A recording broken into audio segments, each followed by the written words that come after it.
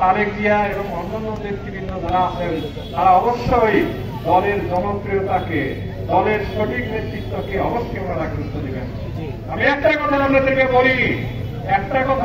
বলি, আমাদের অনেকেই বলেছেন আপনারা উপরে বলেন না কেন, মতিন সাহেব বলেন না কেন। আমি দৃঢ়তার সঙ্গে বলছি, আমি ম্যাডাম খালেদা জিয়ার কাছে হসপিটালে দেখা করতে গেছিলাম। হসপিটালে দেখা করে একটা ছবি করে লিখেছেন, এরকম করে পিছনে দাঁড়ানো, এরকম করে ম্যাডাম খালি একটা নির্দেশ আমার দিছে, প্রতিদিন কাজ করো।